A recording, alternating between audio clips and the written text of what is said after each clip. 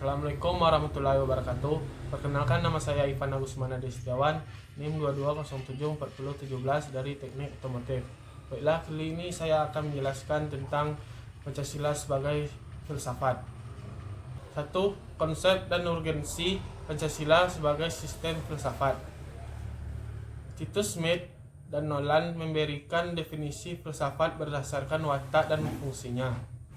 Pertama, filsafat adalah sekumpulan sikap dan kepercayaan terhadap kehidupan dan alam yang biasanya diterima secara tidak kritis. Kedua, filsafat adalah suatu proses kritik atau pemikiran terhadap kepercayaan dan sikap yang sangat dijunjung tinggi.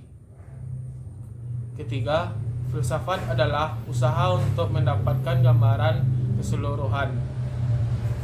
Keempat, filsafat adalah analisa logis dari bahasa serta penjelasan tentang arti kata dan konsep.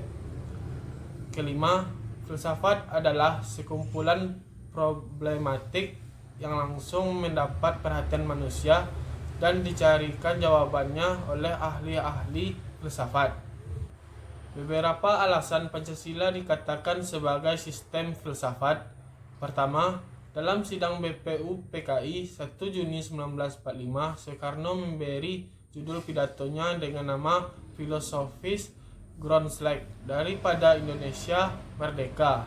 Adapun pidatonya sebagai berikut. Paduka Tuan, Ketua yang mulia, saya mengerti apa yang Ketua kehendaki. Paduka Tuan, Ketua minta dasar, minta filosofis Grundslag, atau jika kita boleh memakai perkataan yang muluk-muluk, Paduka Tuan, Ketua yang mulia, minta suatu Welstand di atas mana kita mendirikan negara Indonesia itu. Kedua, menurut North Bakri, Pancasila adalah hasil permenungan mendalam para tokoh kenegaraan Indonesia melalui suatu diskusi dan dialog panjang dalam sidang BPU PKI hingga pengesahan PPKI.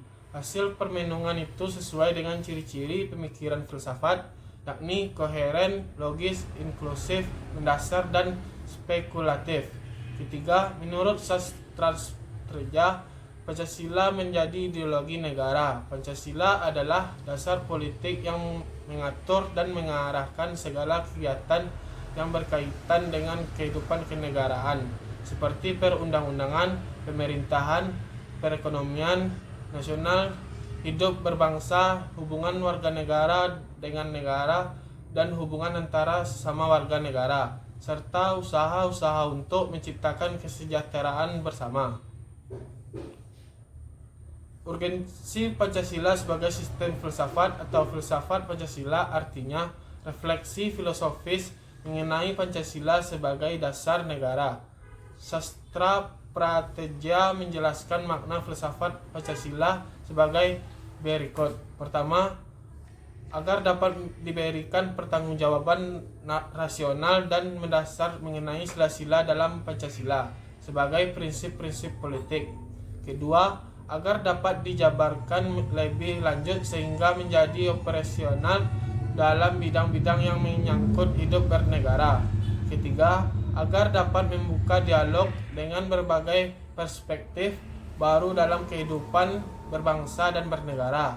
Keempat, agar dapat menjadi kerangka evaluasi terhadap segala kegiatan yang bersangkut paut dengan kehidupan bernegara, berbangsa, dan bermasyarakat, serta memberikan perspektif pemecahan terhadap permasalahan nasional. Yang kedua, kajian Pancasila sebagai genetivus objektivus dan genetivus subjektivus.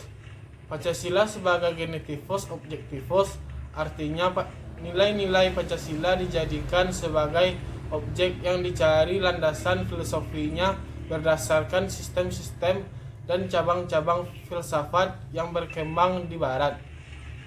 Pancasila sebagai genetivus subjektivus artinya nilai-nilai Pancasila dipergunakan untuk mengkritisi berbagai aliran filsafat yang berkembang, baik untuk menemukan hal-hal yang sesuai dengan nilai-nilai Pancasila maupun untuk melihat nilai-nilai yang tidak sesuai dengan nilai-nilai Pancasila.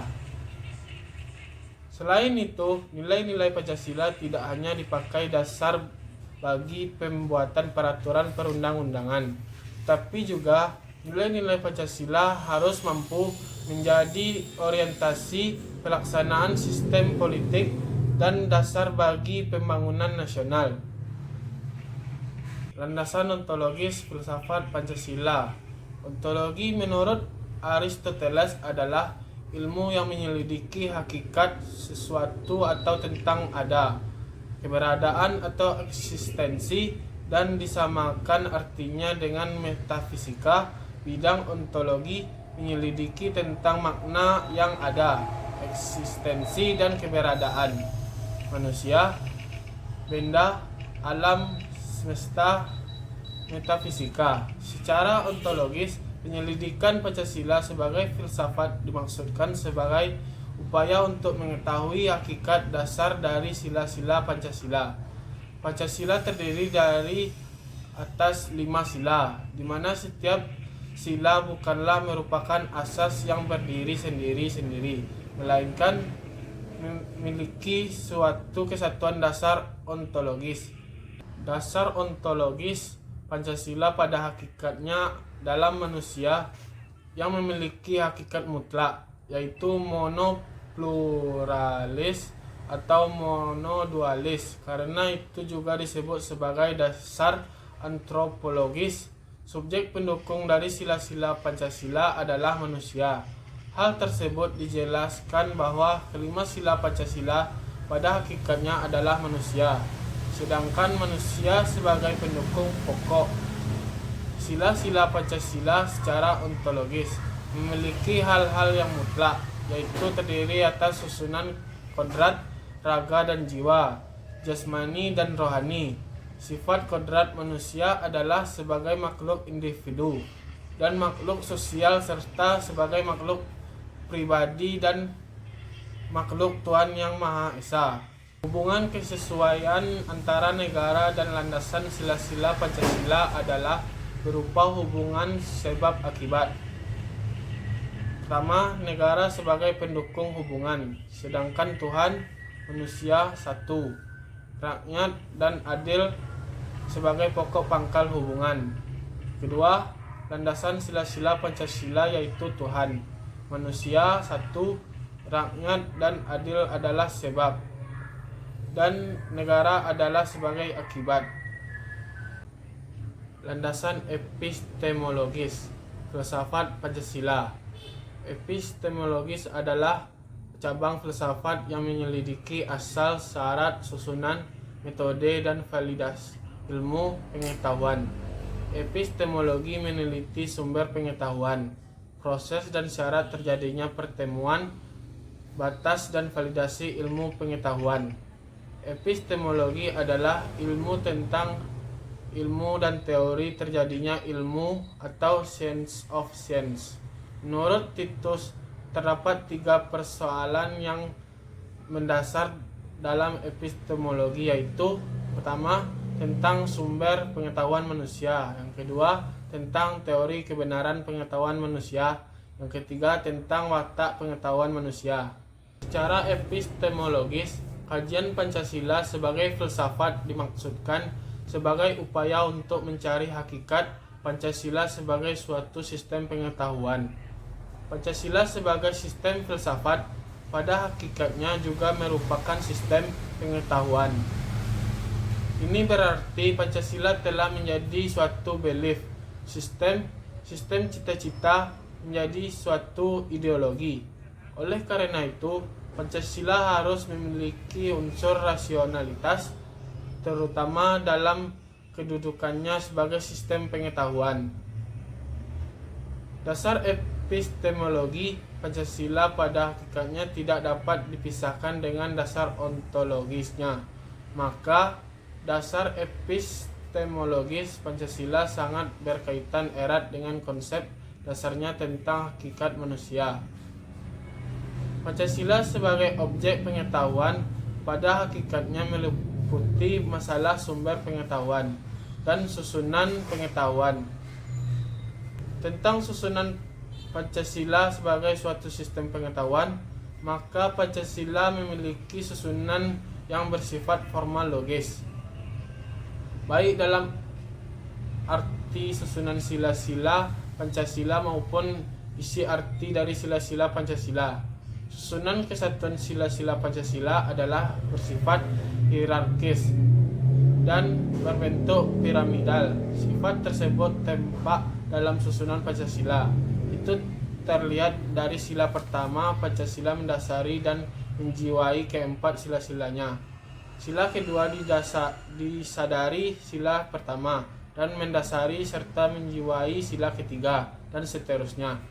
Dengan demikian, susunan Pancasila memiliki sistem logis baik yang menyangkut kualitas maupun kuantitasnya.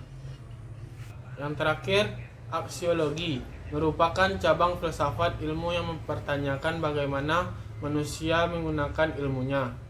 Istilah aksiologi berasal dari kata Yunani aksios yang artinya nilai, manfaat, dan logos yang artinya pikiran, ilmu, dan teori. Aksiologi adalah teori nilai, yaitu suatu yang diinginkan, disukai, atau yang baik. Bidang yang diselidiki adalah hakikat nilai, kriteria nilai, dan kedudukan metafisika suatu nilai. Sila-sila Pancasila sebagai suatu sistem filsafat memiliki satu kesatuan dasar aksiologis, yaitu nilai-nilai yang terkandung dalam Pancasila pada hakikatnya juga merupakan suatu kesatuan. Aksiologi Pancasila mengandung arti bahwa kita membahas tentang filsafat nilai Pancasila. Baiklah, sekian dari video saya kali ini. Saya akhiri. Assalamualaikum warahmatullahi wabarakatuh.